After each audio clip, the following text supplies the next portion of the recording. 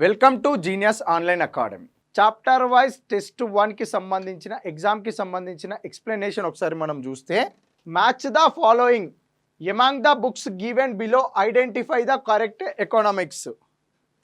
క్రింది వాటిని సరిపోల్చండి. క్రింద ఇవ్వబడిన పుస్తకాలలో సరైన ఆర్థికవేత్తలను గుర్తించండి.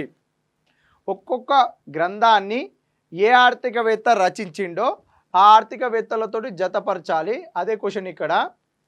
భారతదేశంలో ప్రణాళికలకు సంబంధించి ఏ ఆర్థికవేత్త ఎలాంటి బుక్ రాసిండు? Planning for the poor.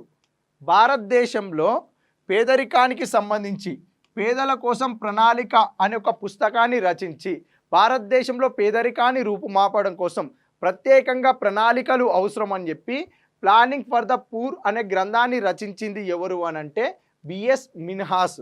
ఈ గ్రంథాన్ని రాసిన వ్యక్తి BS Minhas. Next, planned economy for India. గ్రంథాల్లో ఏమేమి ఉన్నాయి? Planning for the poor, planned economy for India, principles of planning, economic reconstruction of India. దీనిలో భాగంగా ప్లానింగ్ ఫర్ ద పూర్ ఎవరు? BS Minhas. Planned economy for India, ప్రణాళికాబద్ధమైన ఆర్థిక వ్యవస్థ భారతదేశం. ప్లానడ్ ఎకానమీ, ప్రణాళికాబద్ధమైన ఆర్థిక వ్యవస్థ భారతదేశం. ఈ గ్రంథాన్ని రచించిన వ్యక్తి ఎవరు అనంటే మోక్షంగుండ విశ్వేశ్వరయ్య. 1934 సంవత్సరంలో భారతదేశంలో ప్రణాళికల పట్ల అవగాహన కల్పిస్తూ మోక్షంగుండ విశ్వేశ్వరయ్య గారు 1934లో ప్లానడ్ ఎకానమీ ఫర్ ఇండియా అనే గ్రంథాన్ని రచించడం జరిగింది. అయితే ఈ ప్లానడ్ ఎకానమీ ఫర్ ఇండియాలో భాగంగా భారతదేశంలో 10 సంవత్సరాల కాలాన్ని దృష్టిలో పెట్టుకొని ప్రణాళికలను రచించడం కూడా జరిగింది. ఎవరు?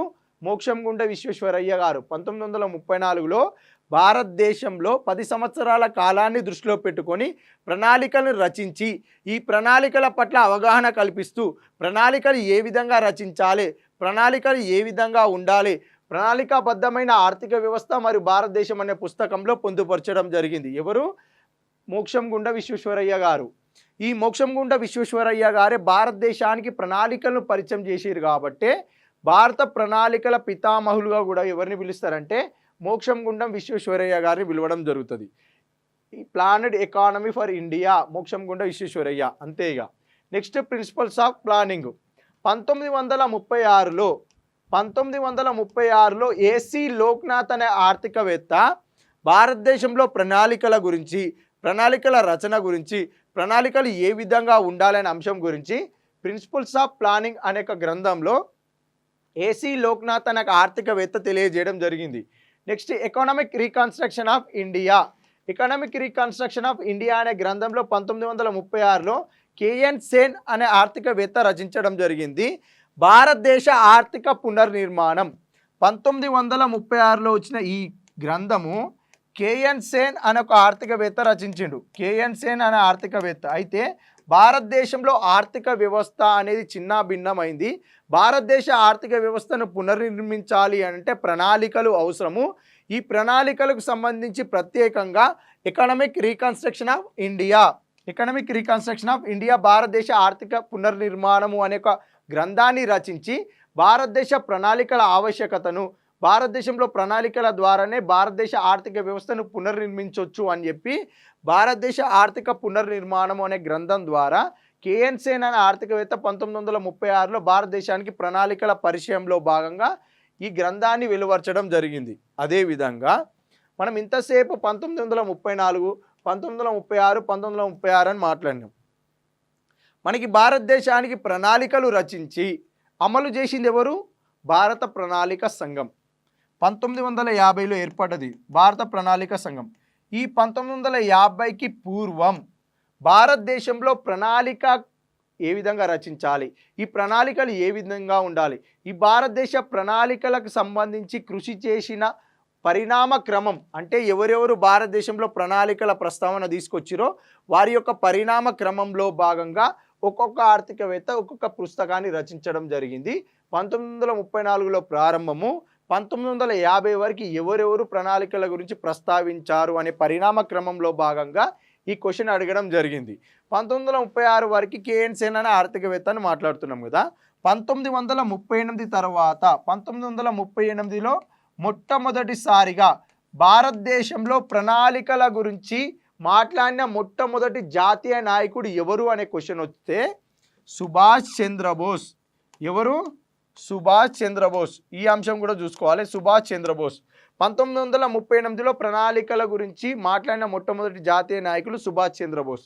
అయితే ఈ 1938లోనే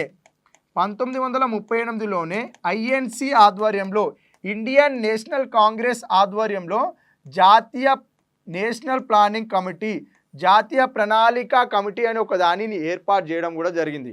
మొట్టమొదట ప్రస్తావించింది సుభాష్ చంద్రబోస్.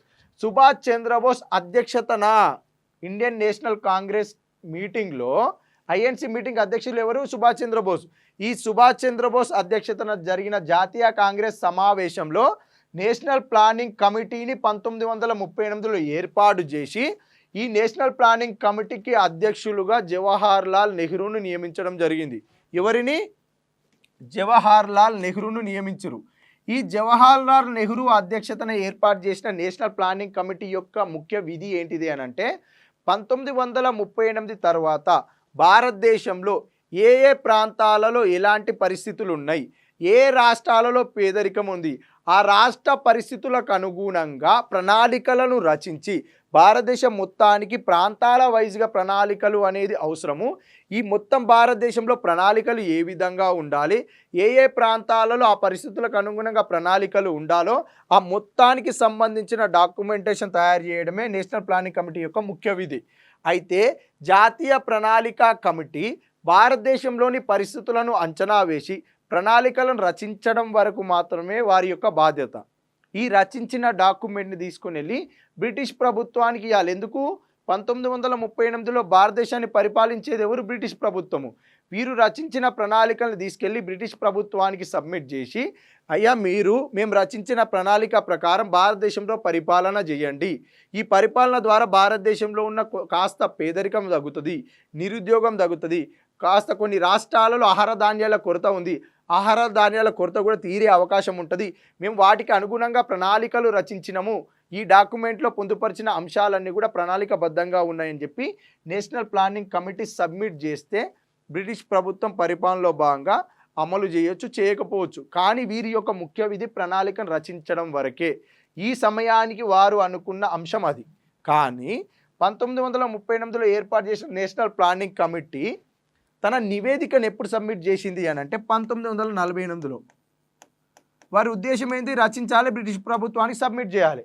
కానీ 1948లో నివేదిక ఇచ్చింది 10 సంవత్సరాల కాలం తర్వాత. 1938 తర్వాత రెండవ ప్రపంచ యుద్ధం కారణంగా ఈ నేషనల్ ప్లానింగ్ కమిటీ జాప్యం అంటే ఆలస్యం చేయడం జరిగింది. ఎందుకు? రెండవ ప్రపంచ యుద్ధంలో భాగంగా ప్రణాళికలు రచించలేదు. ఆ ప్రణాళిక రచించేసరికి 1948 అయింది. 1948లో నివేదిక సబ్మిట్ చేసింది నేషనల్ ప్లానింగ్ కమిటీ. ఈ నేషనల్ ప్లానింగ్ కమిటీ సబ్మిట్ చేసిన నివేదికలో పొందుపరిచిన ప్రణాళిక యొక్క ముఖ్య ఉద్దేశం ఏంటిదంటే దేశంలో అట్టడుగు వర్గాల వారికి కూడా ప్రాధాన్యత ఇస్తూ జీవన ప్రమాణాన్ని పెంచే విధంగా ప్రణాళికలు రచించాలి అని చెప్పి నేషనల్ ప్లానింగ్ కమిటీ తన నివేదికలో పొందుపరచడం జరిగింది. ఎప్పుడు? 1948లో. ఆ తర్వాత 1950లో ప్రణాళిక సంఘం ఏర్పడ్డది. ఈ ప్రణాళిక సంఘమే భారతదేశంలో ప్రణాళికలను రచించి అమలు చేయడం జరుగుతుంది. మనం ఇంతసేపు మాట్లాడుకున్నది ఏంది? ప్రణాళిక సంఘం ఏర్పాటు వరకు భారతదేశంలో ప్రణాళికల కృషి గురించి జరిగిన పరిణామ క్రమము, ఏ ఆర్థికవేత్తలు ఏ బుక్కులు రాసిరు, అదేవిధంగా జాతీయ నాయకుల ప్రస్తావన, నేషనల్ ప్లానింగ్ కమిటీ, ఆ తర్వాత ప్రణాళిక సంఘం ఏర్పడ్డది. ఇదేంటిది? భారతదేశంలో ప్రణాళిక సంఘానికి పూర్వం భారతదేశంలో ప్రణాళికల ప్రస్తావన వచ్చిన పరిణామ క్రమం ఇదంతా. దీనిలో భాగంగా ప్లానింగ్ ఫర్ ద పూర్ రచించింది బిఎస్ మిన్హాస్. ఒకటి ఏంటిది? B answer. Second planned economy for India ఏంటిది? Mokshagundam Visvesvaraya. Second answer ఏంటిది? ఏ. అదేవిధంగా ప్రిన్సిపల్స్ ఆఫ్ ప్లానింగ్ ఏంటిది? ఏసీ లోక్నాథ్ ఆర్థికవేత్త 1936. ఏంటిది? సి. 3C. ఇది కాదు ఆన్సరు. 1B 2A 3C. అదేవిధంగా economic reconstruction of India answer ఏంటిది? కేఎన్ సేన్.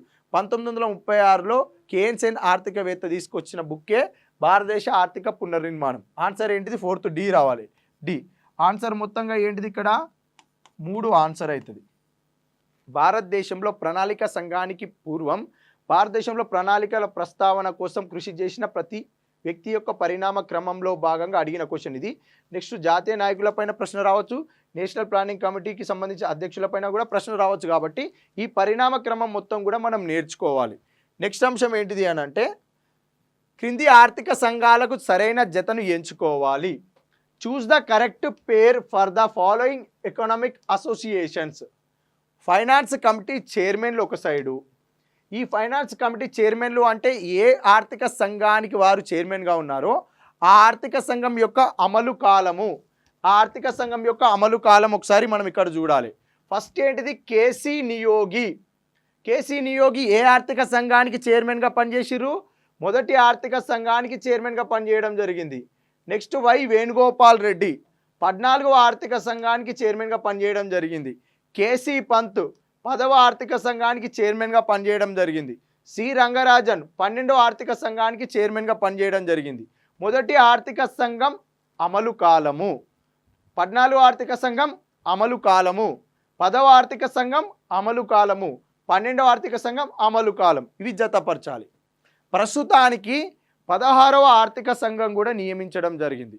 ఇక్కడ 4 ఆర్థిక సంఘాల పైన ప్రశ్న అడిగిరు. 4 ఆర్థిక సంఘాల చైర్మన్ ఇచ్చి ఆర్థిక సంఘాల యొక్క అమలు కాలం పైన ప్రశ్న వచ్చింది. మనకు మొత్తంగా ఎన్ని 16వ ఆర్థిక సంఘం కూడా నియమించారు. 15వ ఆర్థిక సంఘం యొక్క అమలు కాలం ప్రస్తుతం జరుగుతుంది. కాబట్టి 15 ఆర్థిక సంఘాల యొక్క అమలు కాలం చూసి దానిలో భాగంగా ఇక్కడ మనం ఆన్సర్ చేస్తే బాగుంటుంది. 15 ఆర్థిక సంఘాల అమలు కాలం ఒక్కొక్కటి మనం చూసుకుంటూ పోతే మొదటి ఆర్థిక సంఘం యొక్క అమలు కాలం ఏంటిది? 1952, 1957. రెండవ ఆర్థిక సంఘం యొక్క అమలు కాలం 1957, 1962. మూడవ ఆర్థిక సంఘం యొక్క అమలు కాలం 1962, 1966. నాలుగవ ఆర్థిక సంఘం యొక్క అమలు కాలం 1966, 1969. ఐదవ ఆర్థిక సంఘం యొక్క అమలు కాలం 1969, 1974. ఆరవ ఆర్థిక సంఘం యొక్క అమలు కాలం 1974, 1979. ఏడవ ఆర్థిక సంఘం యొక్క అమలు కాలం 1979, 1984. ఎనిమిదవ ఆర్థిక సంఘం యొక్క అమలు కాలం 1984, 1989. తొమ్మిదవ ఆర్థిక సంఘం యొక్క అమలు కాలం 1989, 1995. 10వ ఆర్థిక సంఘం యొక్క అమలు కాలం 1995, 2000 సంవత్సరం. 11వ ఆర్థిక సంఘం యొక్క అమలు కాలం 2000 సంవత్సరం నుంచి 2005 సంవత్సరం మధ్యలో అమలైంది. 12వ ఆర్థిక సంఘం యొక్క అమలు కాలం 2005 నుంచి 2010 మధ్యలో అమలైంది. 13వ ఆర్థిక సంఘం యొక్క అమలు కాలం ఏంటిది? 2010 నుంచి 2015 మధ్యలో అమలైంది. 14వ ఆర్థిక సంఘం యొక్క అమలు కాలం 2015 నుంచి 2020 మధ్యలో అమలైంది. 14వ ఆర్థిక సంఘం యొక్క అమలు కాలం ఏంటిది అంటే 2015 నుంచి 2020 మధ్యలో 14వ ఆర్థిక సంఘం అమలు కాలం. 15వ ఆర్థిక సంఘం యొక్క అమలు కాలం ఏంటిది అనంటే 15వ ఆర్థిక సంఘం 2 నివేదికలు ఇవ్వడం జరిగింది. ఇది గుర్తుంచుకోవాలి. 15వ ఆర్థిక సంఘం మొదటిసారి మధ్యంతర నివేదిక, తర్వాత పూర్తి నివేదిక సబ్మిట్ చేసింది. మధ్యంతర నివేదికలో భాగంగా 2020-2021 కాలానికి మధ్యంతర నివేదిక, 2021-26 కాలానికి పూర్తి స్థాయి నివేదిక ఇవ్వడం జరిగింది.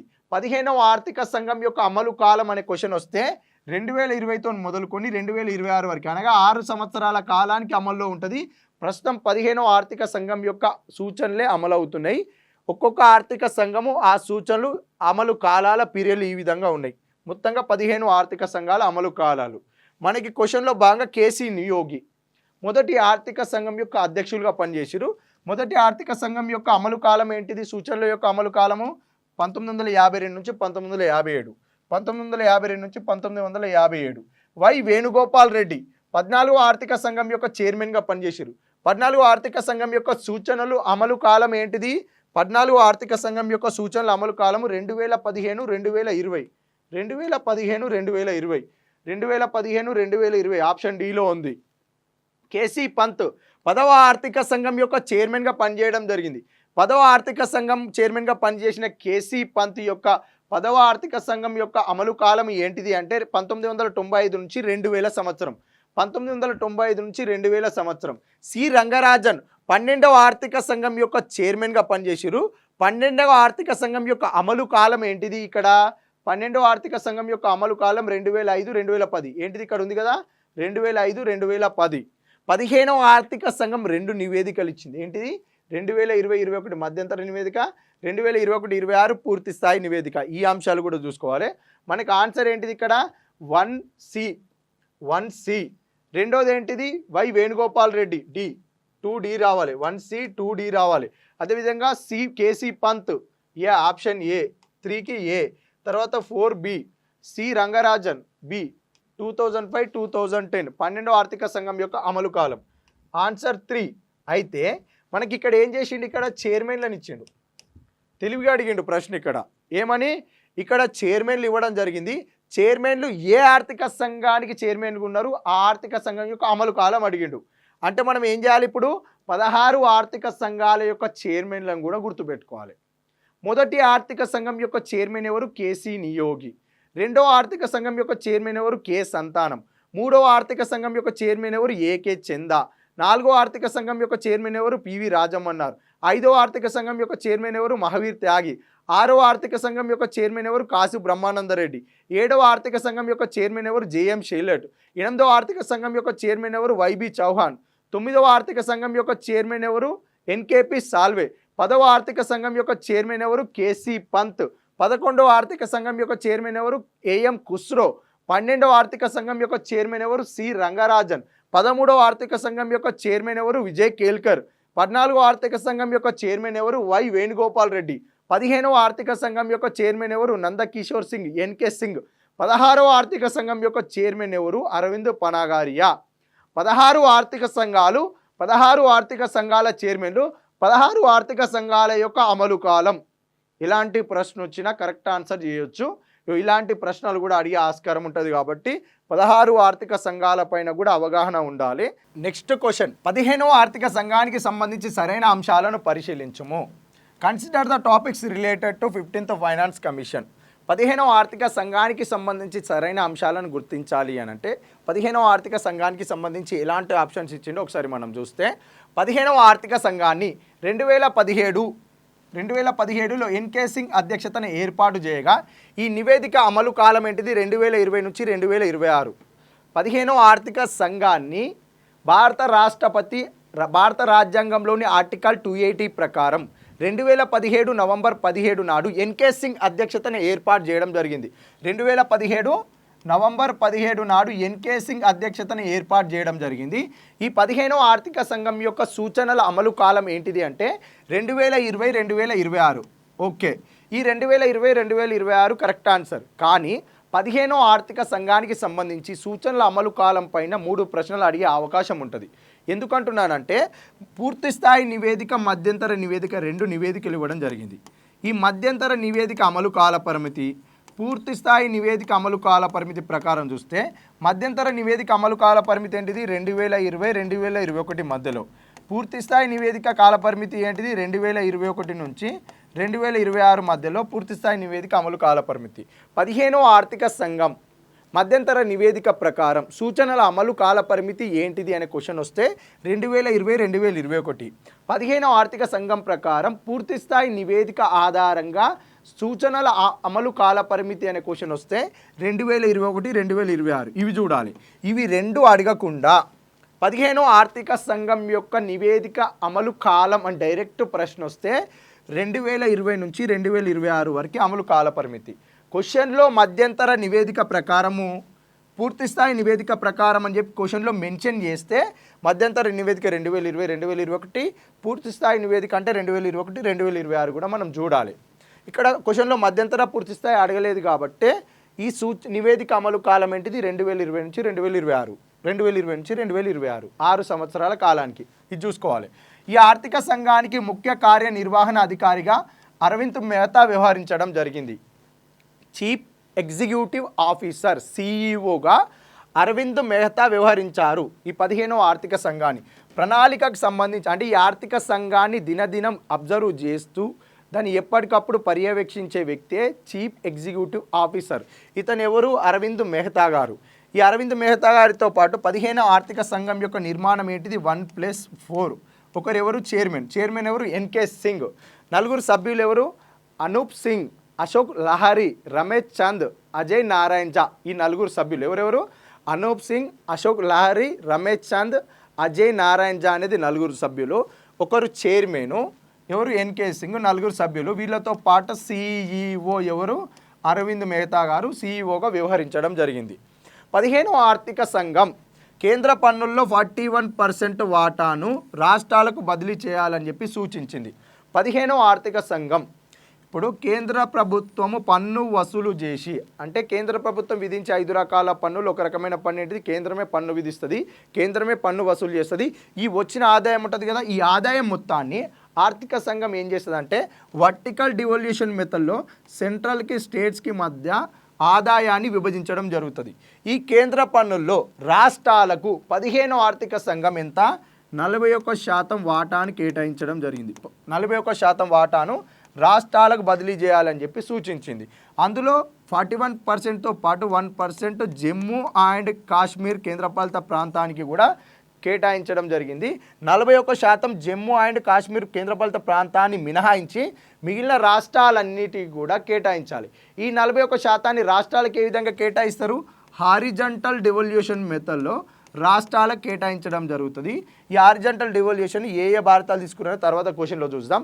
ఇక్కడ మాత్రము వర్టికల్ డివల్యూషన్లో రాష్ట్రాలకు ఎంత 11% వాటాను బదిలీ చేయాలని చెప్పి 15వ ఆర్థిక సంఘం సూచించడం జరిగింది.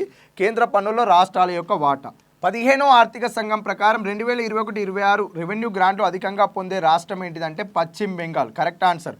పశ్చిమ బెంగాల్ తర్వాత స్థానంలో కేరళ రెవెన్యూ గ్రాంట్లు అధికంగా పొందుతుంది. ఆ తర్వాత హిమాచల్ ప్రదేశ్, ఆ తర్వాత ఆంధ్రప్రదేశ్.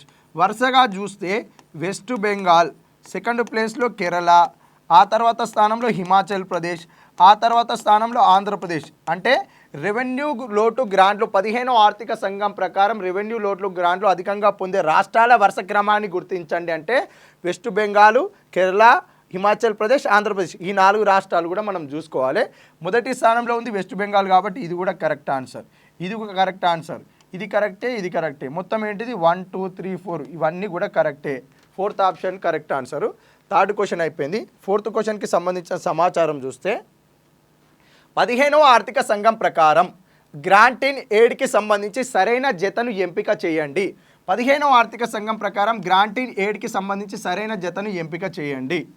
రెవెన్యూ లోటు గ్రాంట్లు, స్థానిక సంస్థల గ్రాంట్లు, ప్రకృతి విపత్తుల గ్రాంట్లు, ప్రత్యేక రాష్ట్రాలకు గ్రాంట్లు. రెవెన్యూ లోటు గ్రాంట్లు ఎంత 2,94,514 కోట్లు. స్థానిక సంస్థల గ్రాంట్లు ఎంత కేటాయించారు 15వ ఆర్థిక సంఘం 4,36,361 కోట్లు. ప్రకృతి విపత్తుల గ్రాంట్లు డిసాస్టర్ గ్రాంట్స్ ఎంత 1,22,601 కోట్లు. ప్రత్యేక రాష్ట్రాలకు గ్రాంట్లు ఎంత 49,599 గ్రాంట్లు కేటాయించడం జరిగింది. ఈ రెవెన్యూ లోటు గ్రాంట్లు ప్రత్యేకంగా కొన్ని రాష్ట్రాలకు మాత్రం ఇవ్వడం జరుగుతుంది. కొన్ని రాష్ట్రాలు అంటే ఏ రాష్ట్రాలకు ఇస్తారు అని అంటే ఆ రాష్ట్ర బడ్జెట్లో ఏ రాష్ట్రాలు అయితే రెవెన్యూ లోటును అధికంగా చూపిస్తాయో, అంటే ఇప్పుడు ఎగ్జాంపుల్కి మాట్లాడుకుంటే ఆంధ్రప్రదేశ్ రాష్ట్రానికి కూడా రెవెన్యూ లోటు ఇవ్వడం జరుగుతుంది కదా.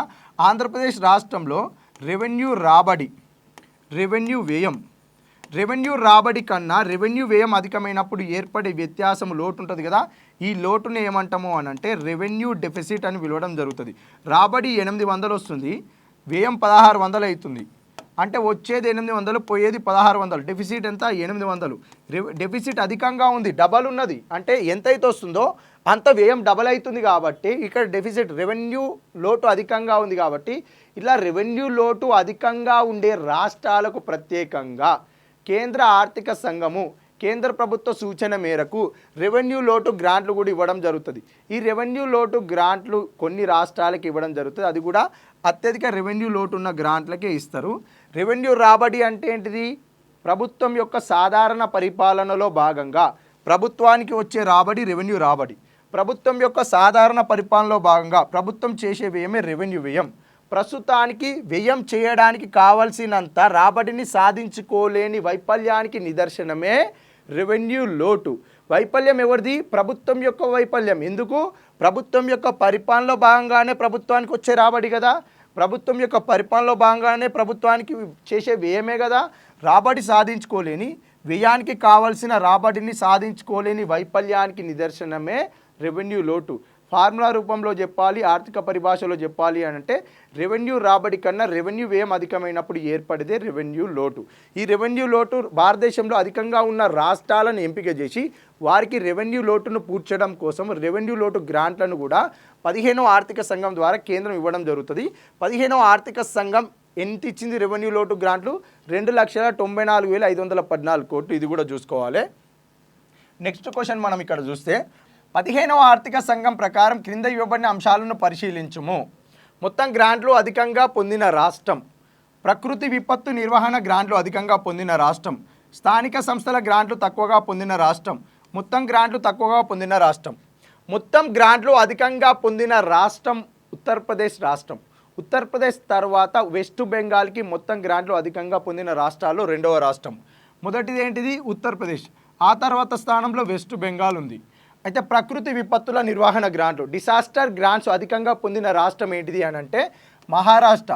మహారాష్ట్ర తర్వాత నెక్స్ట్ స్థానంలో ఉత్తరప్రదేశ్. స్థానిక గ్రాంట్లు తక్కువగా పొందిన రాష్ట్రం, స్థానిక సంస్థల గ్రాంట్లు తక్కువగా పొందిన రాష్ట్రం ఏంటిది ఇక్కడ అంటే సిక్కిం. మొత్తం గ్రాంట్లు తక్కువగా పొందిన రాష్ట్రం గోవా. మొత్తం గ్రాంట్లు ఎక్కువగా పొందిన రాష్ట్రం ఉత్తరప్రదేశ్. మొత్తం గ్రాంట్లు తక్కువగా పొందిన రాష్ట్రం గోవా. స్థానిక సంస్థల గ్రాంట్లు తక్కువగా పొందిన రాష్ట్రం సిక్కిం. ప్రకృతి విపత్తుల గ్రాంట్లు అధికంగా పొందిన రాష్ట్రం మహారాష్ట్ర. తర్వాత స్థానంలో ఉత్తరప్రదేశ్. ఈ అంశాలు చూసుకోవాలి. 1D అన్నిట్లలో ఉంది, 1D అనేది అన్నిట్లలో ఉంది. 2 ఏంటిది? 2A. 2A ఎక్కడ ఉంది? 4లో ఉంది, 3లో ఉంది. ఈ రెండు రాంగ్. ఇప్పుడు స్థానిక సంస్థల గ్రాంట్లు ఎక్కడ? 3B ఉండాలి. 3B ఇక్కడ ఉంది కానీ ఇది రాంగ్ ఉంది. ఇక్కడ 3B ఉంది. మిగతా వాటిలో 3B ఉందా? లేదు. ఇది రాదు, ఇది కాదు. అయితే 4 ఏంటిది? 4C. రైట్. ఆన్సర్ ఏంటిది? 4 ఆన్సర్ అనేది కరెక్ట్ ఆన్సరు. అదేవిధంగా నెక్స్ట్ 280 నిబంధన ప్రకారం భారత రాష్ట్రపతి కేంద్ర ఆర్థిక సంఘాన్ని ఏర్పాటు చేస్తారు. క్రింద ఇవ్వబడిన అంశాలను పరిశీలించుము. భారత రాజ్యాంగంలోని ఆర్టికల్ 280 ప్రకారం భారత రాష్ట్రపతి కేంద్ర ఆర్థిక సంఘాన్ని ఏర్పాటు చేస్తారు. Correct answer. 1951లో మొదటి ఆర్థిక సంఘం ఏర్పడగా ఇప్పటి వరకు 14 ఆర్థిక సంఘాల సిఫార్సులు అమలు కాగా 15వ ఆర్థిక సంఘం సిఫార్సులు అమలు జరుగుతున్నాయి. Correct answer. ఎందుకు? 14 ఆర్థిక సంఘం యొక్క సిఫార్సులు అమలు కాలం ఏంటిది? 2015 నుంచి 2020 వరకు. ఇది అయిపోయింది కదా, సూచనలు అమలు కాలం, సూచనలు అమలు చేయబడ్డాయి కాబట్టే సిఫార్సులు అమలు కాగా అంటే అమలైనయి. తర్వాత 15వ ఆర్థిక సంఘం యొక్క సూచన కాలపరిమితి ఏంటిది? 2020 నుంచి 2026 వరకు. రెండు నివేదికలను కలుపుకుంటే 2020 నుంచి 2026 వరకు 15వ ఆర్థిక సంఘం సిఫార్సులు అమలు జరుగుతున్నాయి 2020 నుంచి 2026 మధ్యలో. ఇప్పుడు ఏంటిది? ఇది 2025 కాబట్టి సూచనలు ఏమవుతున్నాయి? అమలు జరుగుతున్నాయి. ఇది కూడా కరెక్టే. రెండోది కూడా కరెక్ట్ ఆన్సర్. నెక్స్ట్ ఏంటిది?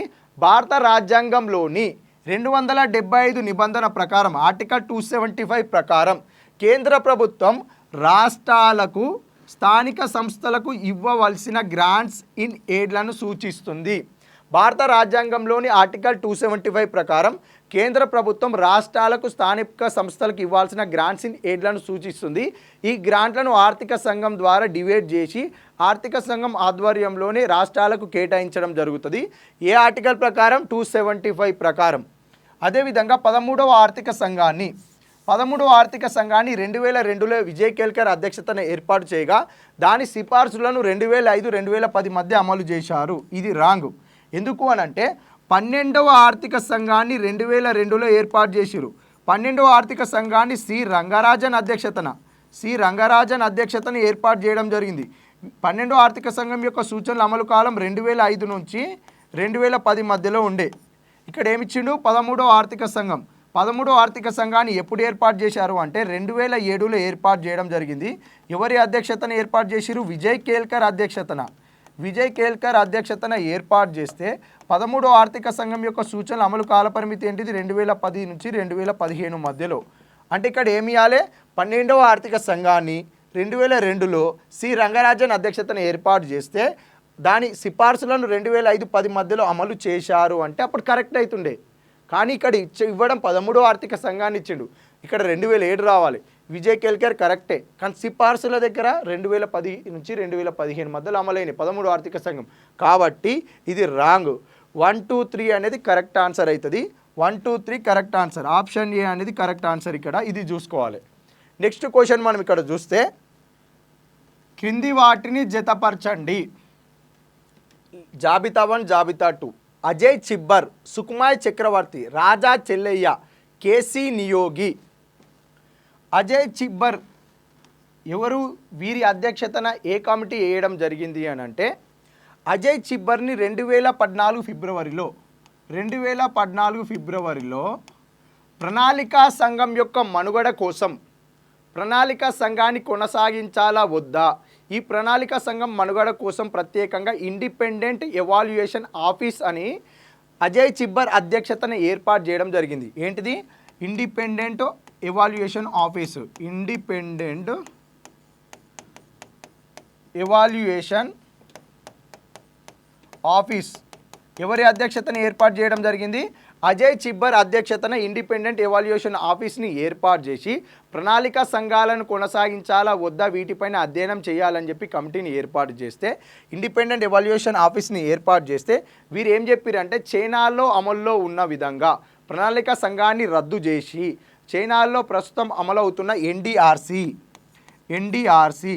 నేషనల్ డెవలప్మెంట్ రిఫార్మ్స్ కమిషన్, ఎన్డిఆర్సి అంటే నేషనల్ డెవలప్మెంట్ రిఫార్మ్స్ కమిషన్ను, ఎన్డిఆర్సి లాంటి విధాన సంఘాన్ని ఏర్పాటు చేయాలని చెప్పి సూచన చేయడం జరిగింది. డైరెక్ట్గా చెప్పాలంటే ఏం చెప్పారంటే అజయ్ చిబ్బర్ అధ్యక్షతన ఏర్పాటు చేసిన ఇండిపెండెంట్ ఎవాల్యుయేషన్ ఆఫీస్ ఏం చెప్పారంటే భారతదేశంలో ఉన్న ప్రణాళిక సంఘాన్ని రద్దు చేసి దాని స్థానంలో చైనాలో అమల్లో ఉన్న ఎన్డిఆర్సి లాంటి విధాన సంఘాన్ని ఏర్పాటు చేయండి అని చెప్పి సూచనలు చేస్తే భారతదేశంలో ప్రణాళిక సంఘాన్ని రద్దు చేసి ప్రణాళిక సంఘం స్థానంలో నీతి ఆయోగ్ అనే ఒక విధాన సంఘాన్ని ఏర్పాటు చేయడం జరిగింది. వీరు ఎప్పుడు రిపోర్ట్ ఇచ్చిర్రు? ఫిబ్రవరిలో కమిటీ ఏర్పాటు చేస్తే అంటే ఇండిపెండెంట్ ఎవాల్యుయేషన్ ఆఫీస్ని ఏర్పాటు చేస్తే 2014 మేలో నివేదిక సమర్పించడం జరిగింది. ఈ అంశం కూడా చూసుకోవాలి. అజయ్ చిబ్బర్ దేనికోసం? ప్రణాళిక సంఘ మనుగడ కోసం ఏర్పాటు చేయడం జరిగింది. సుకుమాయ్ చక్రవర్తి కమిటీకి సంబంధించి మనకి బడ్జెట్లో ఒక ప్రస్తావన వస్తుంది. అదేవిధంగా బడ్జెట్లో భాగంగా ప్రణాళికల్లో ఒక అంశం వస్తుంది. సుకుమాయ్ చక్రవర్తి కమిటీ దేనికి సంబంధం ఉంటుంది? ఇక్కడ కోశ విధానానికి సంబంధం ఉంటుంది. ఈ సుకుమాయ్ చక్రవర్తి కమిటీ ఏం చేస్తుంది అంటే ప్రణాళికలకు సంబంధించిన అంశం ఒకసారి మనం చూస్తే ప్రణాళికలకి వనరుల్లో భాగంగా ప్రణాళికను రచించేటప్పుడు ఆర్థిక వనరులను అంచనా వేసే ప్రణాళికలను రచిస్తాం కదా. ఈ ప్రణాళికలకు వనరులను సేకరించేటప్పుడు మొదటి మార్గం ఏంటిది? దేశీయ మార్గాల ద్వారా. ఈ దేశీయ మార్గాలలో భాగంగా ప్రభుత్వాలు ఏం చేస్తున్నాయంటే లోటు ద్రవ్య విధానాన్ని అనుసరిస్తున్నాయి. ఈ లోటు ద్రవ్య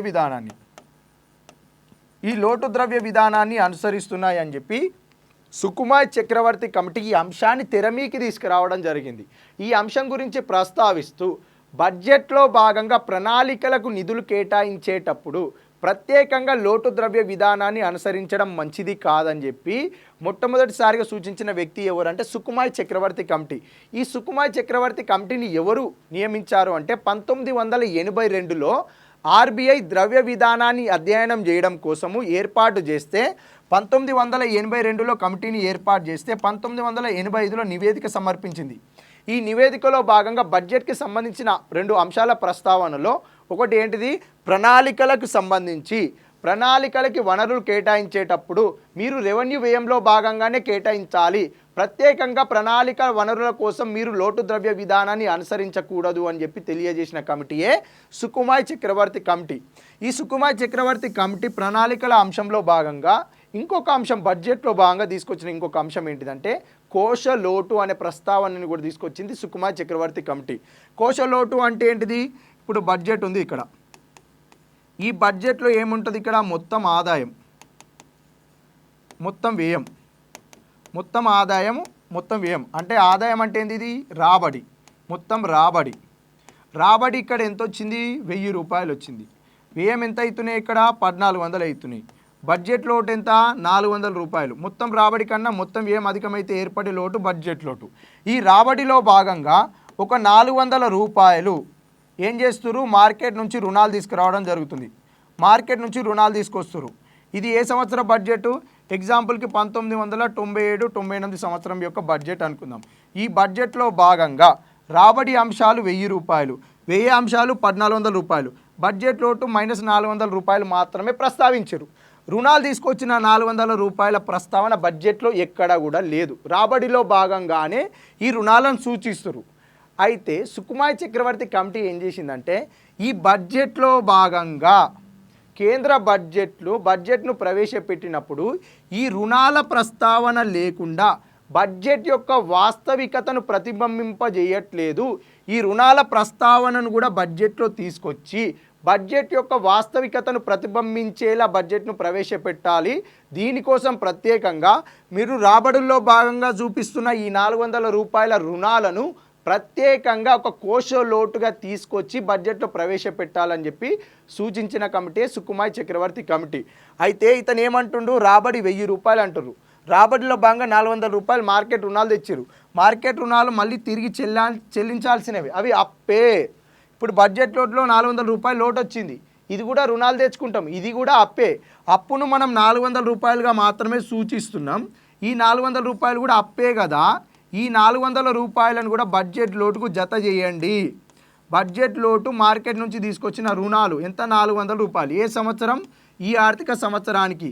ఈ యొక్క ఆర్థిక సంవత్సరానికి నూతనంగా ఎంత అప్పు అవుతుంది? బడ్జెట్ లోటులో భాగంగా 400 రూపాయలు, మార్కెట్ నుంచి తెచ్చే రుణాలు 400 రూపాయలు. మొత్తంగా ఎంత అప్పు కావాలి? ఇప్పుడు 800 రూపాయలు అప్పు కావాలి.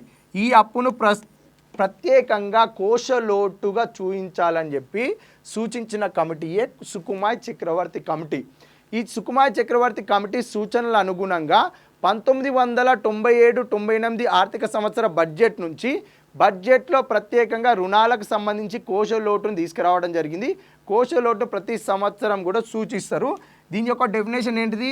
ఈ ఆర్థిక సంవత్సరంలో నూతనంగా తీసుకొచ్చే రుణాల యొక్క మొత్తం, ఈ మొత్తాన్ని కోశ లోటు అని చెప్పి పిలవడం జరుగుతుంది. సుకుమార్ చక్రవర్తి కమిటీ దేనికోసం ఏర్పాటు చేసినాం? కోశ విధానం కోసం ఏర్పాటు చేయడం జరిగింది. అదేవిధంగా కేసీ నియోగి అధ్యక్షతన high level advisory planning board KC Neogi అధ్యక్షతను ఏర్పాటు చేస్తే high level advisory planning board యొక్క సూచన ఏంటిది అని అంటే, భారతదేశంలో ప్రణాళికలను రచించి అమలు చేయాలంటే ఒక ప్రత్యేకమైన స్థిర ప్రణాళిక సంఘం ఉండాలి. ఆ స్థిర ప్రణాళిక సంఘాన్ని ఏర్పాటు చేసి ఆ స్థిర ప్రణాళిక సంఘం ఆధ్వర్యంలోనే ప్రణాళికలను రచించి వాటి అమలును పర్యవేక్షించడానికి ప్రత్యేకంగా స్థిర ప్రణాళిక ఉండాల్సిందని చెప్పి కేసీ నియోగి అధ్యక్షతన గల high level advisory planning board సూచిస్తే భారతదేశంలో 1950 మార్చి 15 నాడు ప్రణాళిక సంఘాన్ని ఏర్పాటు చేయడం జరిగింది. ఏంటిది? ప్రణాళిక సంఘాన్ని ఏర్పాటు చేయడం జరిగింది భారతదేశంలో. ఈ అంశం కూడా చూసుకోవాలి. నెక్స్ట్ మిగిలిపోయింది ఏంది? రాజా చెల్లయ్య కమిటీ అభివృద్ధి ప్రణాళిక రచనకు సంబంధించి ఏర్పాటు చేయడం జరిగింది. ఇవి చూసుకోవాలి. అజయ్ చిబ్బర్ A2. అదేవిధంగా సుకుమార్ చక్రవర్తి కమిటీ B3 ఉండాలి. A2 B3 ఉండాలి. అదేవిధంగా A2 B3. అదే నెక్స్ట్ అంశం ఏంటిది? Raja Chelliah committee C4. KC Neogi high level advisory planning board. ఈ అంశాలు కూడా చూసుకోవాలి. 3 ఆన్సర్ ఇక్కడ. నెక్స్ట్ క్వశ్చన్ ఏంటిది? అత్యధిక నిధులు కేటాయించిన ప్రణాళికలు జతపరచండి.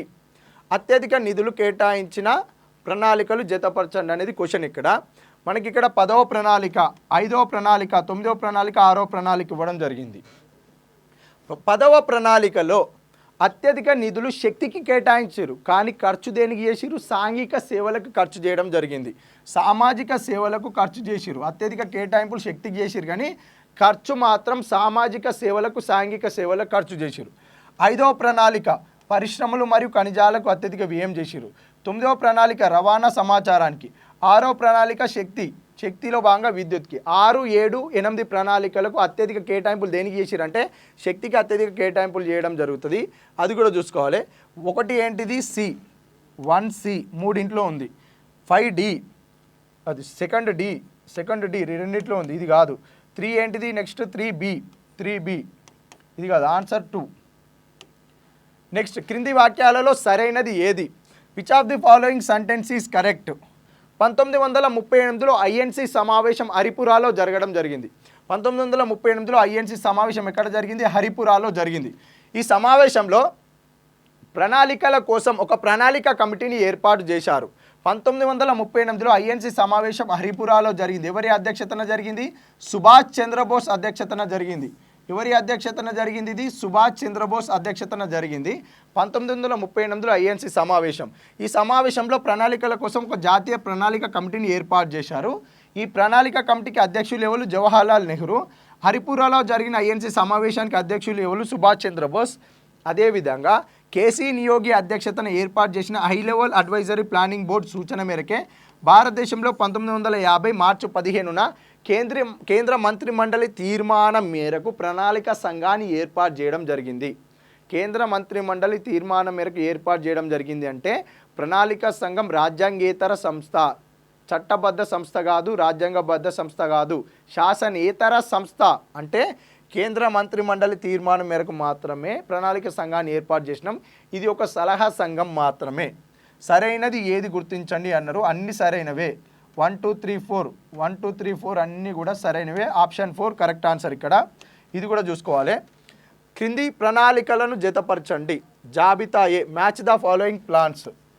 ప్రణాళిక విత్తశాస్త్ర పితామహులుగా ఎవరిని పిలుస్తారంటే డాల్టన్ని. భారత బడ్జెట్ పితామహులుగా ఎవరిని పిలుస్తారు? ప్రసాద్ చంద్ర మెహ్లనోబిస్ని పిలవడం జరుగుతుంది. ప్రణాళికల పితామహుడు మోక్షంగుండ Visvesvaraya. Planned economy for India, ప్రణాళికాబద్ధమైన ఆర్థిక వ్యవస్థ భారతదేశం అనే ఒక గ్రంథం ద్వారా భారతదేశంలో ప్రణాళికల పట్ల అవగాహన కల్పిస్తూ 10 సంవత్సరాల కాలాన్ని దృష్టిలో పెట్టుకొని భారతదేశంలో ప్రణాళికను రచించిన మొట్టమొదటి వ్యక్తి మోక్షంగుండ విశ్వేశ్వరయ్య. కాబట్టి భారత ప్రణాళికల పితామహుడుగా కూడా పిలవడం జరుగుతుంది. ప్రణాళికలుగా రూపశిల్పి ఎవరిని పిలుస్తారు? జవహర్లాల్ నెహ్రూ పిలవడం జరుగుతుంది. ఆన్సర్ ఏంటిది? 1C. ఇవి రెండు కావు. 1C. 2D రెండిట్లో ఉంది. ప్రణాళికల పితామహుడు 3B 4A. ఆన్సర్ 1. ఇది కూడా కాదు.